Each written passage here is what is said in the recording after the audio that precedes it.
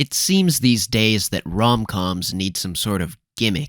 Maybe it's slapped onto some isekai harem you get by the dozen, or maybe it's based on the girl's twisted personality, or some horrid incestuous situation.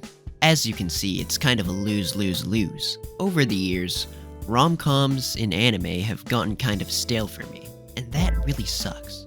As a lonely, short underachiever, one of my favorite escapes was self-insertion into these cute stories in which women actually exist. And now the powers that be have taken happiness away from me yet again. I can't stand isekais. Harems don't hit like they used to when I was a lonely middle schooler. Stuff like Uzaki and Nagatoro are fun, but they don't really have the substance I'm looking for until 100 chapters in. And I don't think I have to explain the other gimmick I mentioned. But I think there's one gimmick that doesn't take away from the rom, or the com, or my outlook on life. Passion. Yeah, we're about to get sentimental in here. I'm about to get in my feels. I'm about to feel something.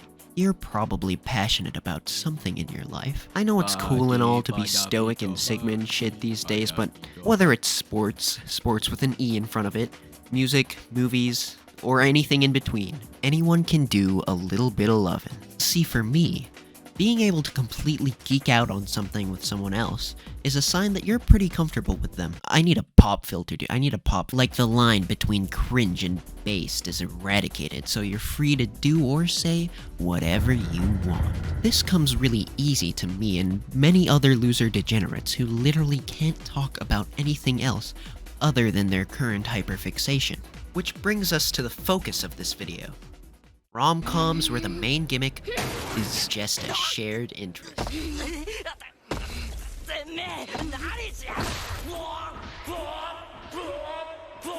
CG warning if you're stupid. I think this is the perfect melodramatic rom-com for me. You look at a title like High Score Girl and you think, wow, it's gonna be some dumb gamer bait diva looking e-girl stuff, which I will fall for and watch happily, might I add. But this is not that. We start in 1991, where our main dudes are like fetuses and Street Fighter II had just released. Yes, this show is all about the arcade era and the golden age of fighting games. We watch over them all from elementary till high school as their gamer girl love, gamer girl blooms. The show lets us experience the passage of time through real-world games releasing, and we get to see our characters grow old and evolve just as the games they play do. Wow, look at the graphics, look at the gameplay. 10 out of 10. It allows for some really cute payoffs, too. This one with the plastic ring actually made me kind of emotional the first time I read it. And we get to see contempt turn into rivalry, turn into love over the course of basically their whole life. It's really adorable seeing these little gremlins nerd out about video games that I also nerd out about. Haruo basically acts as a tour guide for all these old-ass games, so even if you've never fought a street before, you can't help but adore these kids wage a war, all for a high score. Okay, sorry if that was kinda cringe, I was watching a lot of Thor high heels when writing this. That being said, it's a really comfy show if you're a stupid arcade nerd and you'll be soy-jacking at every waking reference to scoring techniques and secret peeps. The dense romance protag trope also just makes sense here because of Haruo's gamer brain rot and ego being too strong for him to realize the romance that he's unintentionally crafted right outside the screen. From being an absolute loser. This can't possibly be good advice. You're telling me he has two love interests from playing fucking Super Turbo. That's what girls think are cool. Fucking Super Turbo. The last time I showed a girl something I thought was cool, I got ghosted. And you're telling me I should have showed her my Sagat zone.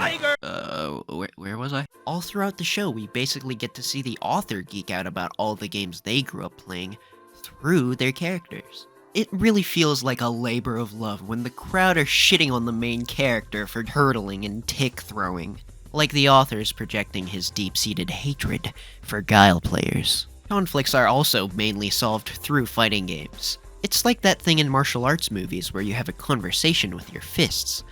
And also those BuzzFeed quizzes or Yakuza tattoos where the character you pick reveals what kind of ideals you have. Like how Ono's main is Zangief and Grapplers, since she sympathizes with them being kind of rejected by everyone. But Hidaka is much more straightforward and paints her intentions much clearer, So she just goes with whoever looks strong, and once she starts getting good, picking someone who is strong.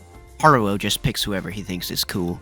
Sometimes the fights get so heated that their mains have to speak for them while they're gamer-leaning, trying to convey their message in the most inconvenient way possible. Yes, Haruo has schizoid tendencies, imagining Guile is talking to him. He's just like me, for real for real. Except he's swimming in gamer girl pussy, while I'm just drowning in my own romanticized loneliness. But despite me talking about fighting and violence and killing and drugs and killing, the show's very lighthearted. Unlike the author's other works, Jesus, do not read Misu Misu, unless you want the complete tonal opposite of High Score Girl. The dynamic between the two main characters is pretty smart, where Haruo tries to be a pillar and escape for Ono, just as much as games are an escape for both of them. There's this really cute plot point where Ono is basically banned from going onto arcades for free time thanks to her bitch tutor. So Haruo, Ono's older sister, and her butler scheme to make an RPG Maker game where Ono defeats monsters based on the aforementioned bitch tutor. The SNES used is hidden in the butler's break room. But yeah, the bitch finds and tosses the SNES, plot happens, and she feels bad and gets Haruo a version of the Famicom. The twin Famicom that I didn't even know existed. The gamer cuts are still deep, but so are the feels. It takes a lot to make something heartfelt for someone. I've done it, you've done it, and I've had it done for me, but it's a super personal experience and it's displayed beautifully in this little part. Everything is intentional. All the enemies are stuff she's dealing with. There's lots of words of encouragement, and he even manages to put some info on all the games they're releasing so they can basically talk about games through the game. It's adorable. My favorite relationship was definitely Haruo and Hidaka's though, where Haruo converts the normie Hidaka into a bona fide shithid. Being able to share what you love with someone else, and then having them get more into it than you, is a really great feeling. Like, I raised that one. I made you. I own you. You are mine. She's so taken with Haruo's enthusiasm about video games that she falls in love with the games just as much as she is with him. She even gets better than him at one point, and Haruo has to do a whole training arc just to beat her. Starting off at Yi-Ar Kung Fu. Shoutouts to anyone that's played Yi-Ar Kung Fu, by the way. That's the real ground-based footsies right there. Yeah, this is a damn good rom-com, and you should consume it if you know what FB Neo is, or ever slammed one of these. And the idea of this brain-rot-based romance hasn't gone unexplored, as there are a couple based on hyper-specific hobbies that haven't really garnered the success or notoriety that High Score Girl did. There's Because You Love the Radio, all about radio talk shows. 2.5D Seduction, which is kind of like Dress Up Darling, but goes heavier into the cosplay, photography, and doujin culture. On the topic of clothes, we have Fukuo Kirunara Konnafuni, which is kind of about men's fashion, but it's not really a rom-com. It still fits the subject of the video. Girl Crush. I don't even think this counts as a rom-com, but I wanted to be the first to talk about it. It's about two Japanese girls that go into the K-pop industry. And there's Young Ladies Don't Play Fighting Games, which is a Yuri rom-com about fighting games, but set in the modern day.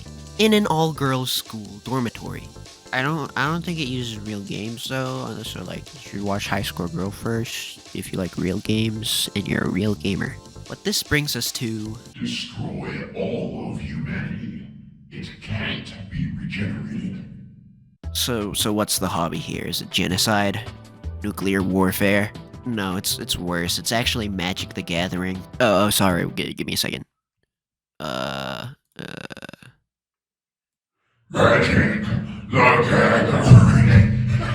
Despite being a hyper loser, I don't actually play any card games. But the same feelings I felt with High Score Girl apply, even though I don't really understand the context. It's a very similar concept to High Score Girl, where boy meets girl, bond burger through game, then sex? But it has a very different vibe, where High Score Girl is more of a hybrid between anime rom-com and a drama type shtick. Dao definitely leans more into the shonen territory because of all the tournaments they attend and new people they meet. Despite that, you can still feel the passion with every redraw of a card and niche reference that you'd have to look up the full context to if you weren't into it in the first place. As you might have guessed from earlier, the conflicts are mostly solved with card battles that are kind of akin to Yu-Gi-Oh! Battles, but also I have kind of a skewed view of those because I don't consume Yu-Gi-Oh! And I have only really seen 5Ds, so you can make that comparison when you read it for yourself. They kind of explained well enough that, oh, what that guy's doing is a scumbag move, and he's gonna steal my girl if he uses that scumbag move. That's really mono blue tempo of you to do, bro. Although I'm sure you get much more mileage out of this if you actually are into MTG or card games in general. It's a pretty fun romp, and that's what brings us back to that cringe little rant I went off on near the beginning. Being a romantic isn't just about relationships between people. It can be about anything you put your time and effort into. That's why mixing the hobbies we love to do and all that comes from that is so smart to mix with what people traditionally know as romance.